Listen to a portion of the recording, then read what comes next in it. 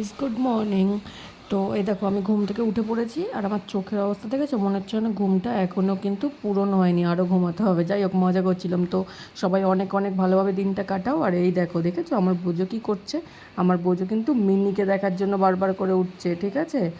মানে মিনির নাম বললেই বা কালাচাঁদের নাম বলে, ওই যে মিনি শুয়ে আছে তোমরা যারা দেখতে পাচ্ছ ওই বাড়িটার সামনে, আর কালাচাঁদও এসছে, তো ভাবছে আমার মিনিকে নিয়ে কে পালাচ্ছে, ওটাই দেখছে। তো যাই হোক, তারপর দেখছি বাইরের ওয়েদারটা কিন্তু অনেক সুন্দর ছিল, আকাশটা স্পেশালি।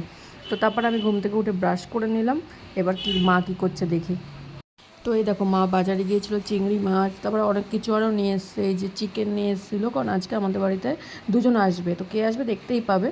তো তারপর দেখো রান্না হতে হতেই আমি খাওয়াও শুরু করে দিয়েছি। আমি না, সবাই, এই যে আমার দিদা খাচ্ছে। আর আজকে আমাদের বাড়িতে চিংড়ি মাছ কুমড়ো দিয়ে রান্না হয়েছিল, চিকেন রান্না হয়েছিল, টক ডাল রান্না হয়েছিল, মিষ্টি ছিল সাথে, আর ওই যে আমার ভাই। যাই হোক, সবাই একসাথে, ওই যে আমার বাবা, সবাই একসাথে খেতে বসার মজাটাই আলাদা। আর এই যে আমার বোঝো পাশে বসে আছে, ভাবছে কে কখন দেবে, কারণ ও তো আর এত টেস্টি টেস্টি খায় না, ওর তো ঝাল মশলা ছাড়া খাবার। চল চুট। তারপর দেখো দিদাদের খাওয়া হয়ে গেছিলো, মানে আমরা একসাথে লাঞ্চটা করেছিলাম, তারপর একটু রেস্ট নিয়ে তারপর আমরা বেরোলাম। কারণ আমি কিন্তু আজকে একটু আমার ঠাম্মাকে দেখতে যাব, যেহেতু অনেক দিন হয়ে গেছে যাওয়া হয় না। তো যাচ্ছি এখন। যতই হোক বলো, ঠাম্মা তো যেতে তো হবেই। আমার ঠাম্মার অনেক বয়স হয়ে গেছে। আর আকাশটা দেখেছো? তো এই দেখো, এটাই হচ্ছে আমার ঠাম্মা। মানে আমি অনেক দিন পর গিয়েছিলাম বলে আমাকেই চিনতে পারছে না, বলছে তুমি কে? আমি তারপর যখন বললাম যে আমি মাম, তারপর চিনতে পেরেছে অনেকক্ষণ পরে, জানো। তো যাই হোক, তারপর ঠাম্মার জন্য মিষ্টি গজা এই সমস্ত নিয়ে গেছিলাম। তারপর আবার বাড়িও চলে আসলাম। তো ভাবছি দিদা বাড়িতে এসছে বা ভাইও এসেছে, একটু ফুচকা নিয়ে যাই। তো যেই ভাবলাম অমনি কাজটাও করে ফেললাম। এই দেখো অনেক ফুচকা একসাথে নিয়ে বাড়ি চলে এসেছি। তো তারপরে বাড়িতে ফুচকা খাওয়ার পরে তারপরে ভাবলাম একটু রথের মেলায় যাওয়া যাক। তো রথের মেলায় যাওয়ার জন্য টোটোতে উঠেও পড়েছি। আর এই দেখো, মানে দূর থেকেই দেখা যাচ্ছে, এটা কিন্তু বারাসাতে যে হেলাবরতলা মোড় আছে ওইখানে রথের মেলাটা, ঠিক আছে? নাগরদোলনা দেখা যাচ্ছে। কিন্তু সত্যি কথা বলতে আমি আজকে আমার 24 বছর বয়স হয়ে গেল, কিন্তু তবুও একদিনও আমি কিন্তু নাগরদোলনায় উঠিনি। আর আমার খুব ইচ্ছা ওঠার, কিন্তু জানি না কবে সেই আশা আমার পূর্ণ হবে।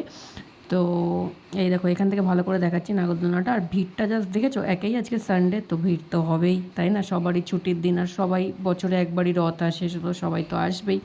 তো এই দেখো কত ক্যান্ডি, কটন ক্যান্ডি যেটাকে বলে। তোমরা কে কে খেতে পছন্দ করো? আমি কিন্তু একদম খেতে পছন্দ করি না। তো দেখেছো বাবা, মেলায় যা ভিড়, আর ভিডিও করাটাই কিন্তু অনেকটাই ইম্পসিবল ছিল, এটা কিন্তু একদম সত্যি। তো তারপরেও যাই হোক, সবার ঠেলায় ঠেলায় চলে গেছিলাম সামনে। আর এ দেখো গরম গরম জিলিপি ভাজছে, কার কার দেখে লোভ হচ্ছে বলো? কে কে খাবে চলে আসো। আমি কিন্তু আমার বাড়িতে জিলিপি নিয়ে এসেছিলাম, ঠিক আছে? তো যারা যারা খাবে, কারণ আমি যেহেতু পরে ভয়েস ওভারটা দিচ্ছি সেই কারণেই আমি বলতে পারছি। তো এই দেখো কত বাচ্চাদের খেলনা। ছোটোবেলায় এগুলোর জন্য আমি প্রচুর কান্নাকাটি করতাম এগুলো নেওয়ার জন্য। কিন্তু আর কি, আর এই যে দেখেছো এখানে নাকি 6টা 36 নাম্বার হলেই নাকি একটা নাকি টিভি পাবে। সবই মিথ্যে কথা, সবই চিটিংবাজি, কেউ বিশ্বাস করবে না। जोर जोर से बोल के लोगों को स्कीमें बता दे। তো তারপর দেখো হরেক মাল যেরকম থাকে, 10 টাকা 15 টাকার জিনিস, 25 টাকা 30 টাকার জিনিস প্রচুর প্রচুর ছিল। কিন্তু যেহেতু আমার আর বয়স নেই এগুলো নেওয়ার, তাই ওই দেখে জাস্ট তোমাদের সাথে শেয়ার করার জন্যই কিন্তু ভিডিওটা করেছি। তো এই দেখো, এখানে কিন্তু মেয়েরা কিন্তু এই সব দোকানে গিয়ে পুরোপুরি আটকে যায়, কারণ এখানে কিন্তু সব জুয়েলারি, কসমেটিক্স এই সমস্তই ছিল। তো যেটা হয়, আটকে গেলেও আর কি, মানে শান্তি মতো কিনতে পারবে না, কারণ এতটাই ভিড়, হয়তো যেটা দেখতে যাবে ধাক্কা দিয়ে আবার আরেক জায়গায় নিয়ে চলে যাবে, মানে এরকম ব্যাপার। তো তারপরে দেখো কত সুন্দর সুন্দর ঝুমকা ছিল এই দোকানটার। ওই যে সামনে কিন্তু আমাদের জয় জগন্নাথ, ঠিক আছে?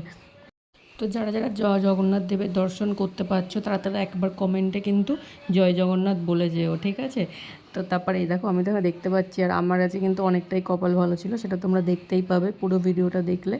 তো এখানে কিন্তু অলরেডি ঠেলাঠেলি বেঁধে গেছে, কারণ সবাই একসাথে যাবে, কিন্তু সেটা কি সম্ভব বলো? সবাই কি একসাথে যেতে পারে? আগে যারা আছে তারা ওখানে জায়গাটা খালি করবে, তারপর তো আমরা এগোতে পারবো, তাই না? তো এইগুলোই কিছু মানুষ বোঝে না, তাই নিয়ে ঝামেলা শুরু করে দেয়, যেটা সব জায়গায় হয়ে থাকে আর কি। তো যাই হোক, এই দেখো এখানে কিন্তু প্রসাদ দিচ্ছিল, ঠিক আছে?